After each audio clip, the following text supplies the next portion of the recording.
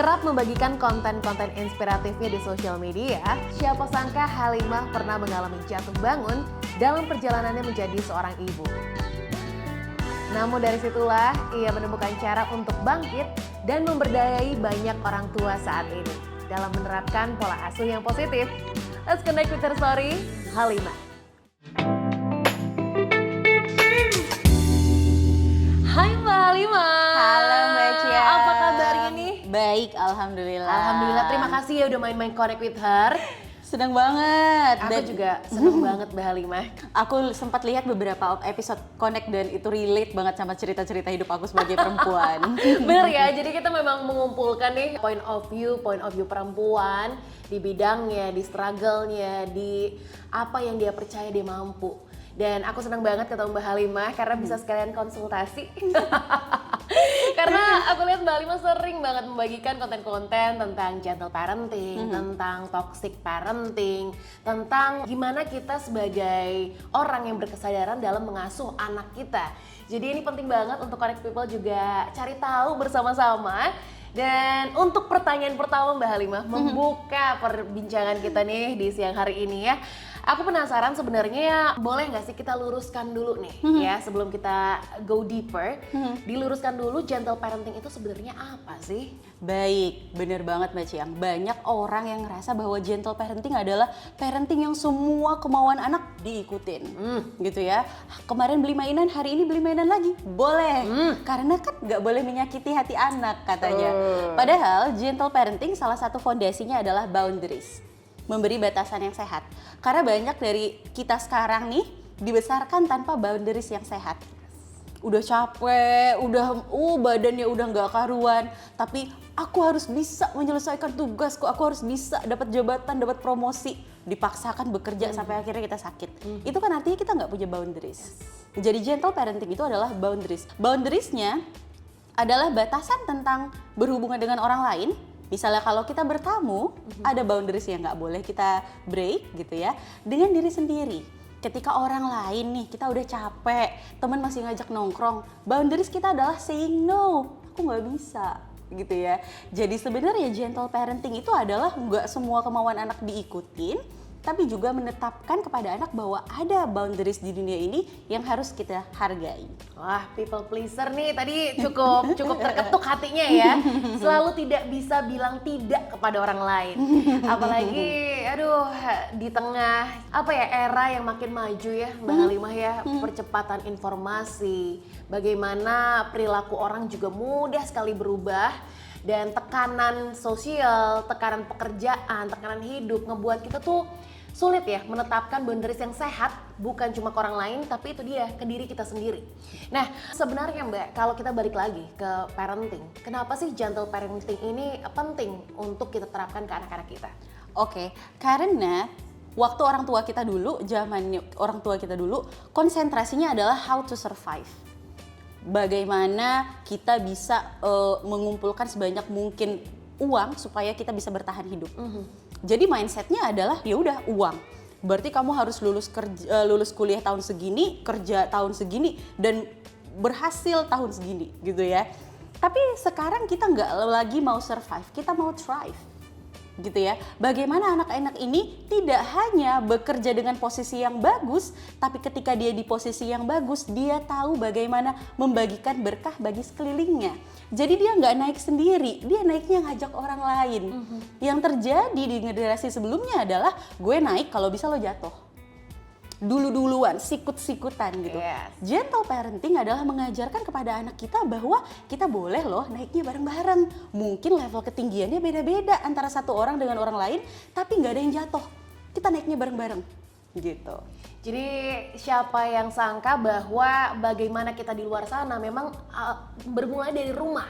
Bagaimana cara pengasuhan dari orang tua ke anak, bagaimana hal-hal yang ditanamkan ke anak itu mempengaruhi bagaimana nanti anaknya sendiri pun berkelakuan di luar sana gitu ya Mbak ya. Bener banget. Nah ada juga yang bilang ini metode selain gentle parenting ada yang namanya permissive parenting. Nah sebenarnya bedanya apa sih Mbak permissive dengan gentle parenting? Dan apa yang membedakan kedua itu? Oke, ini banyak yang nanya ke aku ya Mbak, dia bilang, wah berarti kalau gentle parenting artinya nanti anaknya bakalan lembek, dunia ini bakalan keras dan dia sendiri yang lembek, nanti dia nggak survive di dunia yang keras ini. Aku bilang, ketika kita mau pergi ke jalan raya yang banyak banget trafficnya kanan kiri, apakah kita akan melatih anak kita untuk berkendara dengan baik, melengkapinya dengan helm, atau kita setiap hari ngelatih anak kita tabrak?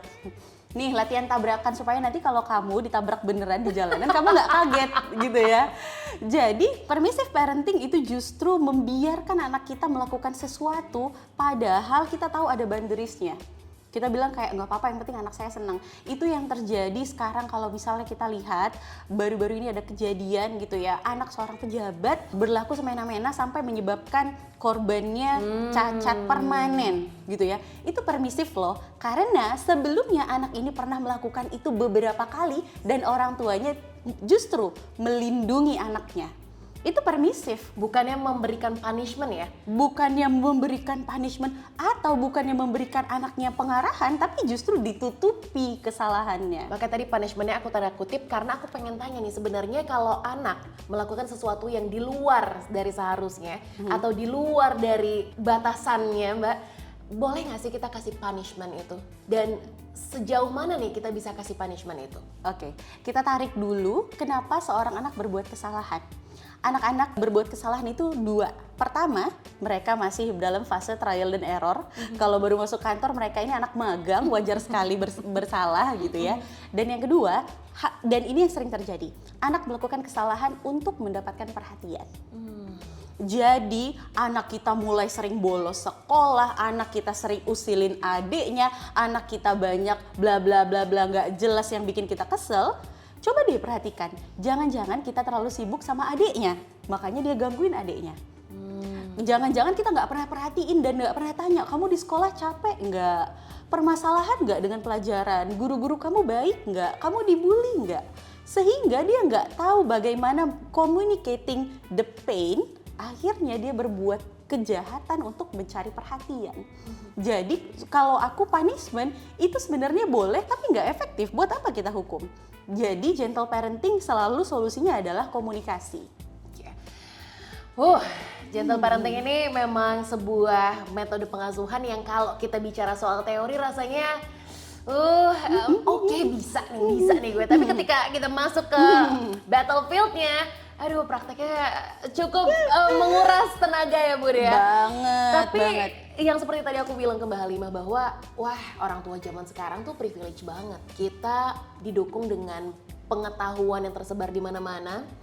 Aku juga sering banget nontonin kontennya Mbak Halimah di TikTok ya kan. Kita bisa mengakses cara pengasuhan dengan mudah. Kita mau belajar tidak seperti orang-orang tua kita zaman dulu mengasuh kita. Aku juga tadi ngobrol sama Mbak Halim bahwa kita tidak dibesarkan dengan terbiasa ditanya perasaannya. Oh kamu takut ya, kamu nggak suka ya, kamu nggak nyaman ya. Kita dipaksa, lo berani, lo bisa, lo harus. Kita nggak pernah bisa melakukan apa yang kita mau, tapi malah kita dilarang, lo nggak bisa ke sana, kamu jangan ke sini, nggak bisa. Kalau saya bilang A, iya A. Kalau bapak bilang A, iya A. Ibu bilang B, iya B. Iya kan? Makanya gimana ya? Kita sudah terbiasa tumbuh dengan pola pengasuhan yang seperti itu, Mbak. Ketika kita pengen mencoba nih gentle parenting, kita bisa mulai dari mana sih? Karena, cukup sulit ya nge-switch itu gitu. Bener banget. Jadi kalau kita mau menerapkan rule of thumb-nya parenting, gentle parenting, rule pertamanya adalah be gentle to yourself. Gitu ya. Jadi percuma kalau kita mau gentle parenting, kita gentle ke anak tapi ke diri sendiri jahat tuh nggak bisa. Bagaimana kita bisa mengukur gentle ke diri sendiri itu? Pertama adalah, ini lagi rame nih Mbak, banyak pembahasan soal inner child. Kadang-kadang inner child-nya simpang siur juga. Benar, gitu ya. dan coba Mbak Halimah deh yang lebih expert. Oke, inner child bukan penyakit ya. Banyak mikir, aduh bagaimana menyembuhkan inner child? Inner child itu bukan penyakit. Jadi setiap dari kita manusia itu punya anak-anak di dalam diri kita. Seorang anak yang dibesarkan dengan keluarga yang sehat, pola asuh yang sehat, akan tumbuh jadi anak yang sehat dalam dirinya. Dia kreatif, ceria. Kalau pagi dia berkonflik sama temennya, sorenya udah baikan. Sementara kalau anak yang pola asuhnya kurang baik, dia banyak ngambeknya, tantrum. Kita bisa lihat ya, ada orang dewasa yang masih tantrum.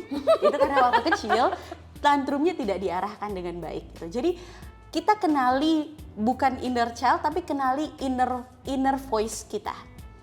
Bagaimana sih setiap hari kita berdialog dengan diri kita sendiri? Jangan-jangan kalau ngobrol sama orang lain ini baik, ramah, tapi kalau ngobrol sama diri sendiri jahat. Goblok lu, hari ini gagal lagi. Lihat teman-teman lu udah lulus, lu belum. Teman-teman lu udah jadi CEO, lu masih gini-gini aja. Itu kan dialog yang jahat banget ya. Berani nggak kita ngomong kayak gitu ke teman kita? Nggak berani ya, karena itu adalah perkataan jahat. Kalau kita sebagai orang tua masih sering berkata jahat sama diri kita sendiri, akan sulit menerapkan gentle parenting. So, nggak apa-apa, turunkan standarnya. Hari ini anakku cuman mau makan dengan anteng 5 menit di meja makan. Selebihnya dia makan sambil lari-larian, sambil ngereok, sambil guling-guling gitu ya. Nggak apa-apa. Aku menghargai proses 5 menitnya tadi. Aku adalah ibu yang baik. Besok aku coba. Siapa tahu besok jadi 10 menit. Jadi 20 menit dan akhirnya 30 menit selesai aturan makan sesuai feeding rules yang gold standard. Dan lama-lama jadi kebiasaan. Kebiasaan pun ada yang namanya regress. Dia bukannya progress tapi dia regress, mundur. Gak apa-apa, normal. You are still a good mother. Gitu ya. So, be gentle to yourself. Kalau terima hari ini ada ilmu parenting, jangan diterapin hari ini juga. Jangan ditelan semua-muanya ya Mbak ya. Oh, katanya nggak boleh bilang jangan. Katanya nggak boleh bilang ini. Semuanya mau diterapin, nanti kita stres sendiri. Itu nggak gentle kepada diri sendiri. So, begin with be gentle to yourself. Be gentle to yourself, connect people. Jadi kenali dulu nih our inner child, inner voice. Apa yang perlu beresin dulu dari dalam ya Mbak ya. Baru atau apa yang perlu kita dengarkan dari dalam. Baru kita bisa mencoba untuk keluar. Nah Mbak Halimah, tumbuh dengan masa kecil yang mungkin tidak begitu menyenangkan. Apakah itu bisa jadi alasan untuk orang tidak mempraktekkan gentle parenting? Harus aku akui bahwa ketika kita sudah terjebak dalam posisi kita masa kecilnya tidak menyenangkan, kita akan cenderung berada dalam sebuah lingkaran. Makanya aku selalu bilang toxic parenting itu adalah sebuah lingkaran. Harus ada satu orang yang menjadi pemutus lingkaran ini, tapi kerjaannya berat banget. Berat banget, 2 kali lipat lebih berat daripada orang tua sebelumnya gitu. Tetapi balik lagi, gentle parenting harus kita hargain baby step. Biasanya marah-marahnya 5 kali sehari, udah kayak sholat ya. Nah, besoknya marah-marahnya 3 kali sehari, kayak minum obat gitu ya. Besoknya lagi marah-marahnya tinggal 2 kali sehari, kayak cuci muka. Besoknya marah-marahnya tinggal sekali. Dan besoknya akhirnya nggak marah sama sekali. Jadi benar-benar bertahap, jangan paksakan hari ini kita langsung bisa memutus rangkaian trauma yang mungkin udah terjadi belasan bahkan puluhan tahun dalam hidup kita. Nggak adil. Dan kalau kita masih tumbuh dengan banyaknya trauma dari hidup kita bisa kemana sih Mbak untuk ngeberesinnya? Oke, jadi banyak yang berpikir bahwa trauma itu adalah sesuatu yang kalau kita ngelihat orang yang kita benci langsung gemeteran gitu ya. Beraksi. Ya, gitu ya, kayak di televisi gitu ya. Bener, itu juga bentuk trauma, tapi yang paling singkat adalah, yang paling sering diabaikan adalah kita secara tidak sadar menyakiti diri sendiri. Suka gigit-gigit kuku, setiap kali nervous gigit-gigit kuku, tarik-tarik bibir gitu ya. Atau kita setiap stres misalnya makan itu adalah sesuatu yang normal, tapi kalau setiap kali kamu bete, setiap kali kamu marah yang dicari makanan, itu nggak sehat. Tidur itu aktivitas yang sehat, tapi setiap kali kamu marah sama suami atau marah sama pasangan, bawaannya dibawa tidur aja, bukannya dikomunikasikan, itu nggak sehat. Gitu ya. Hei suami-suami, jangan tinggal tidur istrimu ya, padahal kamu harusnya ngobrol. Bukannya ceritain sama istri malah main Mobile Legends, boleh main Mobile Legends tuh boleh, tapi kayak kamu malah melakukan pelarian, itu sesuatu yang tidak sehat. Bahkan jangan sampai trauma besar ya, hal-hal kecil yang dalam keseharian itu mempengaruhi dan memperburuk kualitas kita dengan orang lain, itu juga sudah boleh dibawa ke psikolog loh Mbak. Jadi jangan pernah ragu, jangan pernah malu untuk seek help dari yang profesional ya Mbak ya. Karena banyak banget orang yang mungkin masih ragu, masih malu, dicap gila mungkin enggak, itu untuk kesejahteraan diri kita sendiri. Gak usah terlalu dengerin omongan orang lain kali ya. Iya, sama kalau kita pergi ke rumah sakit, nggak perlu kita kena cancer dulu atau sampai gagal ginjal dulu baru ke rumah sakit. Pusing pun boleh loh ke rumah sakit. Atau dalam keadaan sehat untuk med check pun boleh. Boleh Kayak pengen banget. ngukur apa sih sebenarnya yang harus kita perhatikan, fokusnya kemana sih, tubuh kita ini butuhnya apa sih. Begitu kan ya Mbak ya? Bener banget. Nah, kalau ngomongin soal gentle parenting, sebenarnya ada nggak sih kayak bukti nyata dari gentle parenting ini terhadap pertumbuhan anak, Mbak Halimah? Oke, jadi gentle parenting ini pada dasarnya adalah sesuatu yang disebut dalam ilmu psikologi perkembangan anak sebagai authoritative parenting. Jadi dalam ilmu psikologi ada 4 pola pengasuhan yang akhirnya nih Mbak, ujungnya banget membentuk bagaimana seseorang berhubungan dengan orang lain. Bahkan milih jodoh. Itu adalah produk dasar dari parenting. Ketika seorang anak ngeliat papa mamanya setiap hari say thank you. Kalau minta tolong itu bukan mah tolong bikin kopi, tapi mama sayang boleh minta kopi nggak gitu. Ketika dia memilih laki-laki, dia nggak akan bisa terima perlakuan laki-laki yang lo gini dong gitu ya. Dia akan bisa membedakan mana orang yang menghargai hubungan dengan enggak gitu ya. Jadi secara penelitian ini adalah sesuatu yang sudah diteliti long term, puluhan tahun gitu ya. Dan pada dasarnya kalau mau cari sumber ilmiahnya, cari authoritative parenting. Gentle parenting itu kayak nama kerennya aja. Jadi buat Connect People yang suka mencari pasangan penuh red flag-nya, nah coba ya ditarik mundur, tarik mundur. Kamu ini kenapa sih? Kamu melihat pola yang seperti apa sih dalam kehidupan kamu? Kamu melihat pola yang seperti apa dalam pengasuhan dan dalam romansa orang tua, ya kan? Karena nggak bisa jauh-jauh dari itu ya Mbak. Semua yang terjadi di luar sampai kita memutuskan untuk memilih pasangan hidup, semua terjadi dari dalam rumah. Ya. Nah tapi nih Mbak Halimah ya, sebenarnya namanya juga hidup ya. Ya, sebagai orang tua kita nggak jauh dari gejolak emosi kita sendiri. Apalagi ngelihat anak yang tantrum, yang meltdown, yang guling-guling. Aduh, yang nangisnya tuh udah kayak gimana caranya untuk ngediemin tuh kayak sampai kita tuh terbatas juga kan emosinya. Sebenarnya ada nggak sih cara yang ampuh atau cara yang bisa kita praktekkan, entah itu step by step untuk menghadapi anak-anak ketika mereka sedang tidak baik-baik aja gitu, sedang tantrum atau meltdown itu? Oke, yang pertama adalah regular self-care. Jadi ibu yang tidak melakukan self-care secara reguler itu gampang banget untuk marah. Sabarnya pendek gitu ya. Jadi nih penyakitnya para ibu-ibu karena pengen menomorsatukan anak gitu ya. Budget yang biasanya dipakai buat skincare, dipakai buat kebutuhan anak yang sebenarnya nggak primer-primer banget kok. Beli salmon Norwegia untuk ikan si MPASI. salmo, ikan si salmo. Si salmo yang lagi viral. Gitu ya. Peralatan MPASI-nya certain brand gitu ya, harus pakai ini itu gitu ya. Sementara budget untuk self care-nya itu di-cut. Semuanya buat anak. Apakah ketika nanti anak dewasa dia akan ingat waktu dia kecil makan salmon Norwegia? Dia nggak ingat. Dia akan ingat apakah ibuku menemani makanku sambil tersenyum atau sambil cemberut. Ibuku setiap kali aku menangis, apakah ibuku datang sebagai orang yang menampung emosiku atau dia ikutan bocor? Ibarat anak yang lagi tantrum tuh kan kayak keran yang bocor ya. Kita jangan ikutan bocor, kita jadi wadah. Nah, susahnya adalah ketika wadah kita ini penuh, yang kita tampung tetap meluber. Jadi sering-sering kosongkan wadah kita. Jadi ketika anak kita perlu ditampung, kita adalah wadah yang siap nampung. Nina, banjir nih ke mama, nggak apa-apa. Gitu ya. Jadi ibu-ibu jangan remehkan self-care. Coba periksa berapa daster yang bolong dan berapa daster yang bagus di rumah. Kayaknya banyakan yang bolong deh. Gitu ya. Alasannya adem masih enak dipakainya gitu ya. Kayak Padahal sayang aja. Sayang aja. Atau kan budgetnya gitu. udah dialokasiin untuk yang lain. Kalau misalnya ngeliat baju anak lucu dikit check out, nggak mikir gitu ya. Nggak mikir ternyata baju kita banyak yang bolong. Jadi buat ibu-ibu yang melabelkan diri, aduh sabarku tuh setipis tisu, coba cek jadwal self care-nya. Sudah mengosongkan dirimu lagi belum sih untuk menampung dan merawat anakmu sendiri? Wah luar biasa. Makanya aku kalau kayak ngelihat di mall-mall gitu ya, Mbak Lima aku paling kayak Aduh sedih banget, anaknya guling-guling di lobi mall, anaknya ngacak-ngacak makanan ketika lagi di meja makan.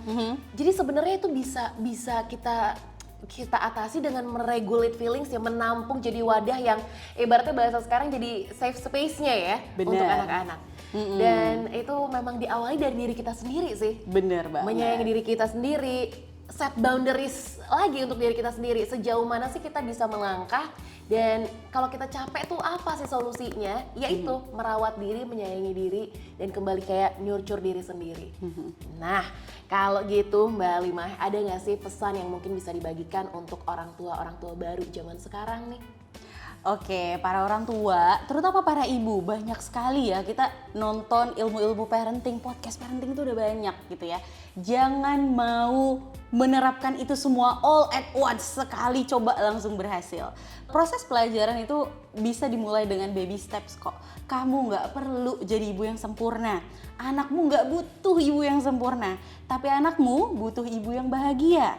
Jadi perbanyak self care gitu ya, nggak perlu takut nanti aku jadi ibu yang egois kalau aku self care. Enggak, justru itu adalah perbuatan bertanggung jawab agar kamu menjadi kontainer yang lebih luas lagi untuk menampung emosi anakmu yang saat ini lagi naik turun parah banget.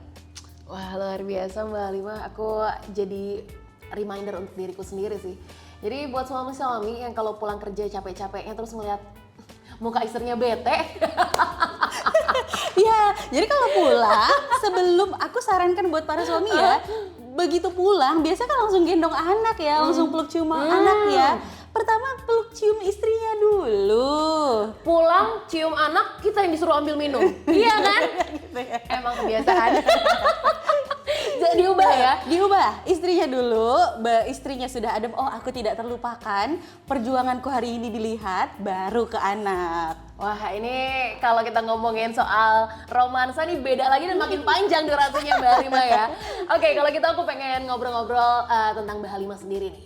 Selain menjadi content creator yang gemar sekali membagikan soal parenting di sosial media, aku juga dengar-dengar Mbak Halimah tuh founder dari Lingkar Aman. Jadi semacam komunitas untuk mereka yang ingin sharing-sharing dan belajar tentang gentle parenting. Nah, boleh nggak sih diceritakan tentang Lingkar Aman ini? Oke, jadi 2021 ada beberapa teman, diantaranya adalah psikolog anak, psikolog klinis dewasa, ada juga dokter yang sering mengenangani kasus-kasus adiksi. Jadi kita punya satu kegelisahan yang sama, bahwa belakangan ini kasus-kasus gangguan kesehatan mental itu meningkat di antara remaja. Dan ini larinya ke salah satunya adiksi, mulai dari adiksi drugs sampai ke adiksi alkohol dan sebagainya. Dan ini sudah di-warning oleh peneliti kesehatan mental remaja Indonesia. Jadi 1 dari 4 anak remaja Indonesia mengalami gangguan kesehatan mental. Dan salah satu pemicu terbesarnya adalah pandemi waktu itu. Jadi waktu itu kita berpikir bahwa gimana sih caranya kita memperbaiki komunikasi antara orang tua dengan anak dengan satu forum yang kita nggak usah ngejudge nih orang tua yang salah, anak yang salah gitu ya. Tapi kita ketemu di tengah. Siapa nih yang bisa memperbaiki keadaan ini? Jadi terbentuklah Lingkaran Aman. Sampai sekarang kita sering banget ngadain webinar, sharing-sharing gitu ya. Bahkan sekedar forum untuk nyampah aja gitu ya. Kita buka untuk teman-teman kita curhat apa masalahnya gitu. Karena terkadang manusia hanya butuh untuk didengarkan ya Mbak. Dan merasa aman tanpa dilabeli apapun. Wah, dan kalau ngomongin soal kesehatan mental juga bukan berarti yang ngomong sendiri, ya kan? Bukan yang jalan telanjang nggak pakai baju di luar sana. Itu udah so 90s ya. Tapi kesehatan mental kita aja yang ada di sini seperti yang Mbak Halimah bilang juga 1 dari 4 kan. Bisa aja mungkin punya gangguan mental dalam artian ya ada yang butuh dibenerin nih, ada yang butuh dicari tahu nih, didengarkan lagi nih, ya kan? Dan siapa tahu teman-teman juga bisa ngerasa aman ketika berada di Lingkar Aman. Nah kalau kita main-main ke Lingkar Aman nih, gimana caranya Mbak Halimah? Jadi Lingkaran Aman ini basisnya online gitu ya, langsung aja di Instagramnya @lingkaran_aman. Di situ nanti bisa di DM, nanti kita akan ada kegiatannya, bisa konseling online, ada psikolog juga teman-teman aku, dan bisa juga kita DM-an nih kalau misalnya belum siap untuk cerita secara langsung gitu kan, rasanya mungkin nggak enak gitu ya, bisa tulis di DM. Oh, jadi bisa diakses mudah secara online. Nah, satu fun fact yang sebenarnya nggak fun sih, ini aku baru tahu ya, aku nggak nyangka ternyata Mbak Halimah sendiri adalah penyintas dari postpartum depression ya. Iya. Nah, ini aku tahu itu adalah fase yang berat bagi seorang perempuan ketika baru saja menyandang jabatan sebagai ibu. Nah, boleh ceritain nggak sih Mbak pengalamannya dan gimana akhirnya bisa keluar dari momen itu? Jadi postpartum depression itu adalah sesuatu yang lumayan umum di Indonesia. Data terakhir 30% ibu di Indonesia mengalami depresi pasca melahirkan dan hampir 5% bapak bisa mengalami depresi pasca melahirkan. Jadi ini bukan eksklusif untuk perempuan aja, tapi memang presentasinya lebih besar di perempuan. Jadi waktu itu aku ngerasa aku nggak enjoy being a mother. Aku ngelihat kalau postingan orang di Instagram anaknya lahir tuh wah gitu ya, ada musik-musik yang indah. Aku tahu gitu ya. perasaan itu. Gitu. Aku nggak ngerasain itu gitu. Bahkan aku nggak sempet ngerasain bagaimana sakitnya jahitan karena di kepala sini lebih sakit gitu ya, lebih rame, lebih menyiksa dibanding di actual birthing prosesnya itu gitu. So aku ngerasa nggak bener nih. Jadi aku memang sudah punya sudah punya pengalaman sebelumnya didiagnosa depresi juga. Jadi ibu yang mengalami depresi pasca melahirkan itu ada dua faktor. Pertama, sejarah ketika dia pernah didiagnosa sebelum melahirkan. Jadi dia lebih mungkin sebanyak 50% akan mengalami hal itu setelah melahirkan. Dan yang kedua adalah ibu yang tidak memiliki support system yang cukup. Karena kita tinggal di sebuah negara di mana mitosnya lebih banyak daripada buku panduannya. Ibu melahirkan nggak boleh tidur siang, ibu menyusui nggak boleh makan yang amis-amis gitu ya. Dalam hal ini yang amis-amis itu kan protein, justru dibutuhkan gitu. Ketika seorang ibu nggak punya support system itu, akhirnya jatuh ke dalam depresi. Akhirnya waktu itu aku keluar dengan cara pergi ke psikolog, psikoterapi. Waktu itu disarankan ada dua alternatif nih, mau kita psikoterapi atau kamu mau ambil jalan untuk minum obat. Tapi karena itu aku pengen menyusui waktu itu, masih pengen gitu ya, akhirnya terapi Wicahara waktu itu. Dan terbukti ya hasil dari psikoterapi itu? Iya, dan akhirnya aku bisa ngerasa bahagia jadi ibu. Oh ternyata ada loh, the joy of motherhood itu beneran real. Nggak cuman bohong-bohongan di Instagram doang. Karena aku sempat mikir, jangan-jangan orang-orang tuh cuman pura-pura happy nggak sih gitu ya. Tapi ternyata setelah melalui serangkaian terapi gitu ya, aku akhirnya merasakan the joy of motherhood. Dan apakah ini yang akhirnya menjadi cikal bakal Mbak Halimah sendiri menjadi seorang content creator yang akhirnya membagikan kisah-kisah atau petua-petua tentang gentle parenting itu sendiri? Bener banget. Ketika itu aku mikir, aku aja yang udah privilege banget tinggal di kota besar, akses kesehatan dekat, punya suami yang suportif banget, kemudian secara ekonomi juga baik keadaannya, aku aja struggling. Gimana yang nggak punya privilege ini? Pasti jauh lebih struggling. Makanya aku coba untuk membagikan pengalamanku lewat platform yang waktu itu lagi meledak di masa pandemi, TikTok gitu. Jadi untungnya sekarang TikTok bukan hanya dance aja ya, tapi banyak knowledge yang bisa kita temukan di sana. Oke, satu mungkin terakhir nih, kalau tadi kita udah memberikan pesan-pesan untuk perempuan-perempuan atau untuk para parents tentang gentle parenting, ada nggak sih yang pengen banget Mbak Halimah sampaikan untuk remaja-remaja Indonesia di luar sana? Be gentle to yourself, listen to your inner voice. Apakah dialog di dalam dirimu itu adalah dialog yang jahat banget? Kamu adalah orang yang kalau sama orang lain ngomongnya ramah, tapi sama diri sendiri jahat?